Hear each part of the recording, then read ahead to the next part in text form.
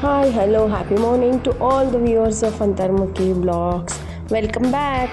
ನೋಡಿ, ನಾನು ಆ್ಯಕ್ಚುಲಿ ಬೆಳಗ್ಗೆ ಬ್ರೇಕ್ಫಾಸ್ಟ್ ಮಾಡಿ ಮಕ್ಕಳನ್ನೆಲ್ಲ ಸ್ಕೂಲಿಗೆ ಬಿಟ್ಟು ಬರೋ ಅಷ್ಟೊತ್ತಿಗೆ ನನ್ನ ಕಿಚನ್ ಈ ರೀತಿ ಇತ್ತು. ಸೊ ಅವ್ರು ಬಿಟ್ಟು ಬಂದು ಆಮೇಲೆ ನಾನು ಕ್ಲೀನಿಂಗ್ ಪ್ರೊಸೆಸ್ ಶುರು ಮಾಡಿಕೊಂಡೆ. ಸೊ ಅಲ್ಲಿವರೆಗೂ ನನಗೆ ಟೈಮೇ ಸಿಗಲ್ಲ ಅಂತಲೇ ಹೇಳ್ಬೋದು.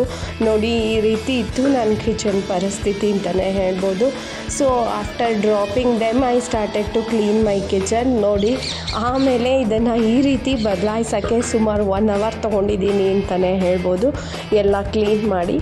ಸೊ ಆಮೇಲೆ ನಾನು ಅಡುಗೆ ಮಾಡ್ಕೊಳ್ಳೋಕೆ ಶುರು ಮಾಡಿದೆ. ಬೆಳಗ್ಗೆ ಬ್ರೇಕ್ಫಾಸ್ಟ್ ಮಕ್ಕಳಿಗೆ ಹಾಕಿ ಕಳಿಸಿದ್ದೆ. ಸೊ ಮಧ್ಯಾಹ್ನಕ್ಕೆ ಅಡುಗೆ ಮಾಡಬೇಕಿತ್ತಲ್ವ, ಸೊ ಅಡುಗೆ ಮಾಡೋಕ್ಕೆ ಶುರು. ಈಗ ನಾನು ನಿಮಗೆ ತೋರ್ಸಕ್ಕೆ ಹೊರಟಿರೋದು ಯಮ್ಮಿ ಆಗಿರೋ ಕಾಯಿ ಸಾಸಿವೆ ಚಿತ್ರಾನ್ನದ ರೆಸಿಪಿ ವೀಕ್ಷಕರೇ. ಇದಂತೂ ಅಮ್ಮನ ರೆಸಿಪಿ ಅಂತಲೇ ಹೇಳ್ಬೋದು. ನಮ್ಮಮ್ಮ ಇದನ್ನು ನಾನು ಡಬ್ಬಿಗೆ ಹಾಕ್ತಾ ಇದ್ದಾಗ ಫ್ರೆಂಡ್ಸು, ಕೊಲೀಗ್ಸು, ಇವನ್ ನಮ್ಮ ರಿಲೇಟಿವ್ಸು ಕೂಡ ತುಂಬ ಫೇವ್ರೇಟು. ಅಷ್ಟು ಸೂಪರ್ ಯಮ್ಮಿ ಆಗಿರುತ್ತೆ. ಸೊ ನೀವು ಪೂರ್ತಿ ವ್ಲಾಗ್ ನೋಡಿ ಮನೇಲಿ ಒಂದ್ಸಲ ಟ್ರೈ ಮಾಡಿ. ವಿತೌಟ್ ಆನಿಯನ್ ಗಾರ್ಲಿಕ್ಕು ಸೂಪರಾಗಿ ಆಗುತ್ತೆ ಅಂತಲೇ ಹೇಳ್ಬೋದು.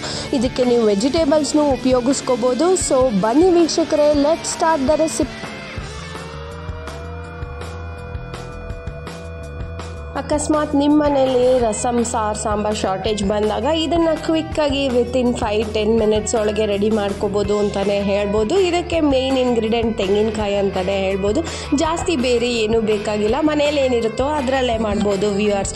ಸೊ ಇವಾಗ ಬನ್ನಿ ಅದಕ್ಕೆ ಏನೇನು ಬೇಕು ಅಂತ ನಾನು ತೋರಿಸ್ಕೊಡ್ತೀನಿ. ಮೇಯ್ನ್ ಇಂಗ್ರೀಡಿಯೆಂಟ್ ತೆಂಗಿನಕಾಯಿ, ಹಸಿಮೆಣಸಿನ್ಕಾಯಿ. ಅದು ತೆಂಗಿನಕಾಯಿ ಅನ್ನೋದೇ ಇಂಪಾರ್ಟೆಂಟು ವೀಕ್ಷಕರೇ. ಸೊ ಅದನ್ನು ನಾನು ಈ ಥರ ಹೋಳ್ ಥರ ಹೆಚ್ಚಿಟ್ಕೊಂಡಿದ್ದೀನಿ, ಬೇಕಾದರೆ ನೀವು ತುರಿದು ಇಟ್ಕೋಬೋದು. ಆಮೇಲೆ ಹಸಿಮೆಣಸಿನ್ಕಾಯಿ, ಕೊತ್ತಂಬರಿ ಸೊಪ್ಪು,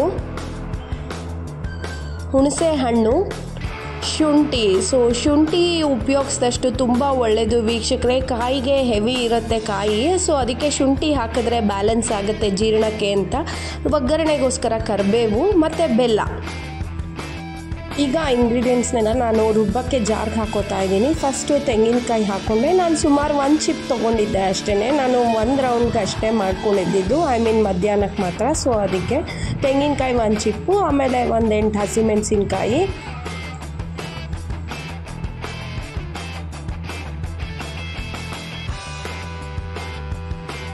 ತೆಂಗಿನಕಾಯಿ, ಹಸಿಮೆಣಸಿನ್ಕಾಯಿ, ಕೊತ್ತಂಬರಿ ಸೊಪ್ಪು ರುಬ್ಬಕ್ಕೆ ಹಾಕ್ಕೊಂಡು ಒಗ್ಗರಣೆಗೂ ಸ್ವಲ್ಪ ಎತ್ತಿಟ್ಕೊಂಡಿದ್ದೀನಿ ನಾನು.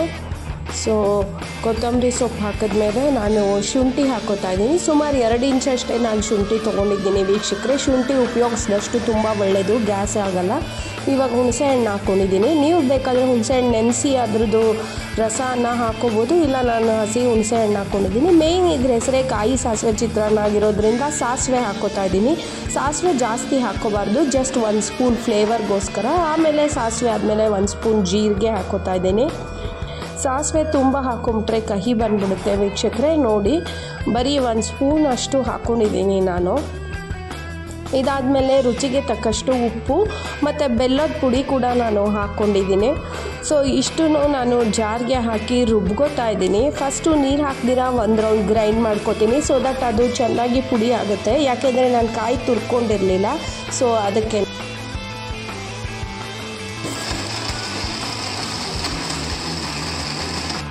ಸೊ ಅರ್ಧ ರುಬ್ಕೊಂಡು ನಾನೀಗ 1 ಲೋಟ ನೀರು ಆ್ಯಡ್ ಮಾಡ್ಕೋತಾ ಇದ್ದೀನಿ. ಸೊ ಇದು ಹಾಫ್ ರುಬ್ಬಿದ್ದೀನಿ. ತಿರ್ಗಾ ನೀರು ಹಾಕ್ಕೊಂಡು ಮಿಕ್ಸ್ ಮಾಡಿ ಇನ್ನೂ 1 ರೌಂಡ್ ಗ್ರೈಂಡ್ ಮಾಡ್ಕೋತಾ ಇದ್ದೀನಿ ನಾನು.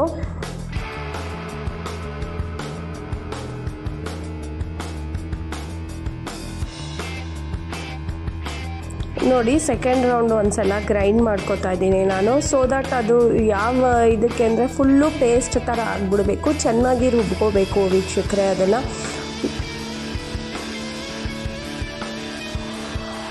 ನೋಡಿ, ತಿರ್ಗಾ ನೀರು ಬೇಕು ಅನ್ನಿಸ್ತು, ಅದಕ್ಕೆ ತಿರ್ಗಾ ನೀರು ಆ್ಯಡ್ ಮಾಡಿ ಇನ್ನೊಂದು ರೌಂಡು ಚೆನ್ನಾಗಿ ಪೇಸ್ಟ್ ಥರ ರುಬ್ಕೋತಾ ಇದ್ದೀನಿ ನಾನು.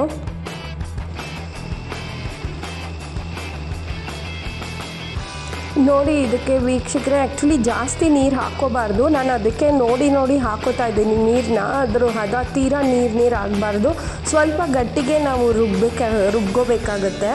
ಚಟ್ನಿ ಹದ ಇದ್ದರೆ ಸಾಕು. ಸೊ ಚಟ್ನಿಗಿನ್ನ ಗಟ್ಟಿನೇ ಇದ್ದರೂ ಪರವಾಗಿಲ್ಲ. ನೋಡಿ ಈಗ ಫುಲ್ಲು ಪೇಸ್ಟ್ ಆಗಿ ರೆಡಿಯಾಗಿದೆ, ಒಗ್ಗರಣೆಗೆ ಹಾಕ್ಕೋಬೋದು ನಾವು.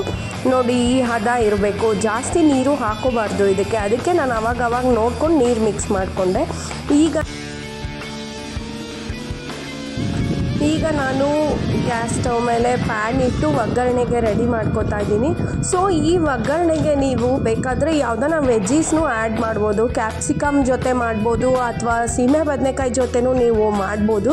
ನಾನೀಗ ಯಾವುದು ಹಾಕಿಲ್ಲ, ಜಾಸ್ತಿ ಆಗೋಗುತ್ತೆ ಅಂತ, ಬರೀ ಒನ್ ಟೈಮಿಗೆ ಮಾಡಬೇಕಿತ್ತು. ಸೊ ಅದಕ್ಕೆ ಬರೀ ಹಾಗೆ ಮಾಡ್ತಾಯಿದ್ದೀನಿ. ನೀವು ಬೇಕಾದರೆ ಕ್ಯಾಪ್ಸಿಕಮ್ ಜೊತೆ ಮಾಡೋಗಿದ್ರೆ ಈಗ ಒಗ್ಗರಣೆ ಮಾಡ್ತೀವಲ್ಲ ಅದ್ರ ಜೊತೆ ಕ್ಯಾಪ್ಸಿಕಮ್ನ ಆ್ಯಡ್ ಮಾಡಿಕೊಂಡ್ರೆ ಆಯಿತು. ನೋಡಿ ಈಗ ಎಣ್ಣೆ ಕಾದಿತ್ತು, ಸಾಸಿವೆ ಹಾಕಿದ್ದೀನಿ ಒಗ್ಗರಣೆಗೆ. ಆಮೇಲೆ ಉದ್ದಿನಬೇಳೆ,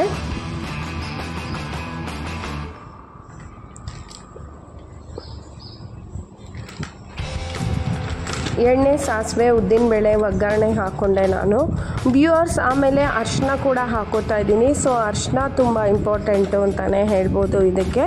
ನೋಡಿ ಇಷ್ಟು ಅರಿಶಿನ ಹಾಕೋತಾ ಇದ್ದೀನಿ ನಾನು.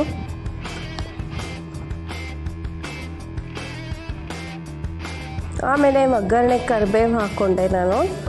ಸೊ ಆಲ್ಮೋಸ್ಟ್ ಅರ್ಧ ಒಗ್ಗರಣೆ ರೆಡಿ ಆಯಿತು ಅಂತಲೇ ಹೇಳ್ಬೋದು.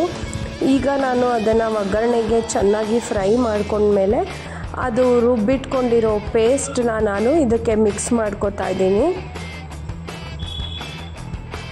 ನೋಡಿ ಇದು ರುಬ್ಬಿಟ್ಕೊಂಡಿದ್ನಲ್ಲ ಪೇಸ್ಟು, ಅದನ್ನು ಒಗ್ಗರಣೆಗೆ ಹಾಕ್ಕೋತಾ ಇದ್ದೀನಿ. ಸೊ ಇದಾದಮೇಲೆ ಒಗ್ಗರಣೆಗೆ ನಾನು ಆ ಪೇಸ್ಟ್ ಹಾಕ್ಕೊಂಡು ಚೆನ್ನಾಗಿ ಫ್ರೈ ಮಾಡ್ಕೊತಾ ಇದ್ದೀನಿ ವ್ಯೂವರ್ಸ್. ನೋಡಿ ಇದನ್ನು ಅದಕ್ಕೆ ನೀರು ಜಾಸ್ತಿ ಹಾಕ್ಕೊಳ್ದಿರ ರುಬ್ಕೋಬೇಕು ಅಂತ ಹೇಳಿದ್ದು. ಸೊ ದಟ್ ನೀವು ಅದು ಎಷ್ಟು ದಿನ ಇಟ್ಟರು ಹಾಳಾಗಲ್ಲ. ಇದನ್ನು ರೆಡಿ ಮಾಡಿ ಇಟ್ಕೊಂಬಿಟ್ರೆ ಮಕ್ಕಳಿಗೆ ಅರ್ಜೆಂಟ್ ಅಂದಾಗ ಕೂಡ ನೀವು ಬ್ರೇಕ್ಫಾಸ್ಟ್ಗೆ, ಡಬ್ಬಿಗೆ, ಲಂಚ್ಗೆ ಎಲ್ಲದಕ್ಕೂ ಇದನ್ನು ಕಲಿಸ್ಬಿಟ್ಟು ಡಬ್ಬಿಗೆ ಹಾಕಿ ಕಳಿಸ್ಬೋದು ಅಂತಲೇ ಹೇಳ್ತೀನಿ. ನೋಡಿ ಅದಕ್ಕೆ ಚೆನ್ನಾಗಿ ಎಣ್ಣೆಲೇ ನಾನು ಇದನ್ನು ಫ್ರೈ ಮಾಡ್ಕೊತಾ ಇದ್ದೀನಿ. ಸೊ ನೀವು ಅಷ್ಟೇ ಇದನ್ನು ಮಾಡಿದಾಗ ನೀರು ಜಾಸ್ತಿ ಹಾಕ್ಕೊಳ್ದಿರ ಎಣ್ಣೆಲೇ ಫ್ರೈ ಮಾಡಿಕೊಂಡ್ರೆ ನೀವು ಎಷ್ಟು ದಿನ ಬೇಕಾನ ಪ್ರಿಸರ್ವ್ ಮಾಡ್ಬೋದು. ನೋಡಿ ಈ ರೀತಿ ಚೆನ್ನಾಗಿ ಒಗ್ಗರಣೆಲಿ ಫ್ರೈ ಮಾಡ್ಕೊತಾ ಇದ್ದೀನಿ ನಾನು.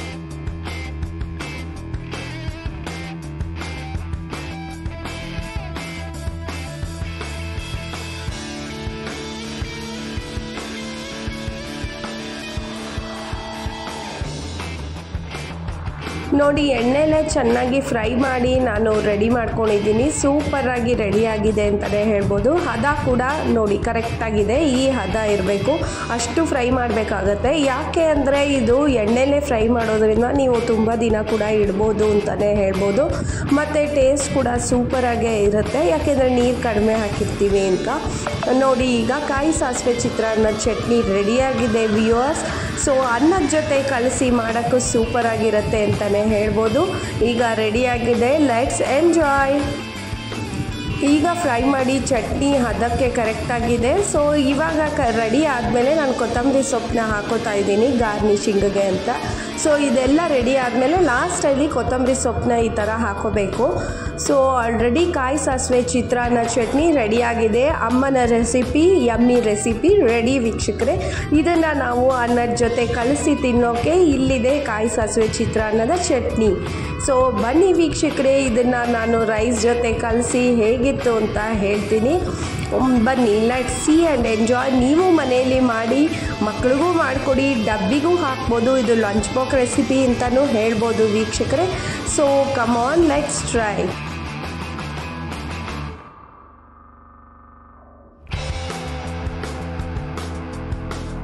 ಈಗ ನಾನು ಈ ಚಟ್ನಿನ ಅನ್ನದ ಜೊತೆ ಹಾಕಿ ಕಲಿಸ್ತಾ ಇದ್ದೀನಿ ವೀಕ್ಷಕರೇ. ನೋಡಿ ಸ್ವಲ್ಪ ಅನ್ನಕ್ಕೆ ನಾನು ಮಿಕ್ಸ್ ಮಾಡಿ ಟೇಸ್ಟ್ ನೋಡ್ತಾ ಇದ್ದೀನಿ. ಸೊ ದಟ್ ನಿಮಗೆ ಹೇಗಿತ್ತು ಅಂತ ನಾನು ರಿವ್ಯೂ ಕೊಡ್ತಾ ಇದ್ದೀನಿ. ನೋಡಿ, ಸ್ವಲ್ಪ ಅನ್ನ ಹಾಕ್ಕೊಂಡು ಅದಕ್ಕೆ ಸ್ವಲ್ಪ ಉಪ್ಪು ಹಾಕೋತಾ ಇದ್ದೀನಿ. ಸೊ ದಟ್ ನಾವು ಅನ್ನಕ್ಕೆ ಉಪ್ಪು ಹಾಕಿರಲ್ವಲ್ಲ, ಅದಕ್ಕೆ ಒಂಚೂರು ಉಪ್ಪು ಉದುರಿಸ್ಕೊತಾ ಇದ್ದೀನಿ. ಇದು ಆಪ್ಷನಲ್ಲು, ನಿಮ್ಗೆ ಹಾಗೆ ಬೇಕಾದರೂ ನೀವು ಹಾಕ್ಕೋಬೋದು. ತುಂಬ ಟೇಸ್ಟಿಯಾಗಿ ಯಮ್ಮಿಯಾಗಿ ಕೂಡ ಇರುತ್ತೆ ವ್ಯೂವರ್ಸ್. ಸೊ ನೀವು ಮಿಸ್ ಮಾಡಬೇಡಿ, ಟ್ರೈ ಮಾಡಿ. ನೋಡಿ, ಸ್ವಲ್ಪ ಉಪ್ಪು ಹಾಕೋತಾ ಇದ್ದೀನಿ. ಆಮೇಲೆ ಅದಕ್ಕೆ ರುಚಿಗೆ ಚಟ್ನಿ ಕೂಡ ಹಾಕೋತಾ ಇದ್ದೀನಿ ನಾನು. ತುಂಬ ಬಿಸಿ ಇತ್ತು ವೀಕ್ಷಕರೇ, ಸೊ ಒಂಚೂರು ಹಾಕಿ ಅದಕ್ಕೆ ಕಲಿಸ್ತಾ ಇದ್ದೀನಿ ನಾನು. ಸೊ ದಟ್ ವ್ಯೂವರ್ಸ್, ಇನ್ನೂ ಸಬ್ಸ್ಕ್ರೈಬ್ ಮಾಡಿಲ್ಲ ಅಂದರೆ ದಯವಿಟ್ಟು ಸಬ್ಸ್ಕ್ರೈಬ್ ಮಾಡಿ, ಶೇರ್ ಮಾಡಿ, ಲೈಕ್ ಮಾಡಿ, ಬೆಲ್ ಬಟನ್ನ ಕ್ಲಿಕ್ ಮಾಡೋದು ಮರಿಬೇಡಿ. ನನ್ನ ವ್ಲಾಗ್ ಅಪ್ಡೇಟ್ಸ್ ನಿಮಗೆ ಬರುತ್ತೆ. ಸೊ ಅಮ್ಮನ ರೆಸಿಪಿ ಕಾಯಿ ಸಾಸಿವೆ ಚಿತ್ರಾನ್ನ ರೆಡಿ ಇದೆ. ತುಂಬ ಟೇಸ್ಟಿಯಾಗೇ ಆಗಿತ್ತು ಅಂತಲೇ ಹೇಳ್ಬೋದು. ನೆಕ್ಸ್ಟ್ ವ್ಲಾಗಲ್ಲಿ ಸಿಗೋಣ. ಟೇಕ್ ಕೇರ್, ಬಾಯ್. ನೀವು ಮನೇಲಿ ಮಾಡಿ ಎಂಜಾಯ್ ಮಾಡಿ ಅಂತ ಹೇಳ್ತಾ ಇಲ್ಲಿಗೆ ಮುಗಿಸ್ತಾ ಇದ್ದೀನಿ. ಈ ರೆಸಿಪಿನ ಮಿಸ್ ಮಾಡ್ದಿರಾ ನೀವು ಮಾಡಿ, ಮಕ್ಳಿಗೂ ಕೊಡಿ, ಲಂಚ್ ಬಾಕ್ಸ್ ಕೂಡ ಹಾಕಿ ಅಂತ ಹೇಳ್ತಾ ಈ ನೆಕ್ಸ್ಟ್ ವ್ಲಾಗಲ್ಲಿ ಮೀಟ್ ಮಾಡೋಣ. ಅಲ್ಲಿವರೆಗೂ ಟೇಕ್ ಕೇರ್, ಬಾಯ್.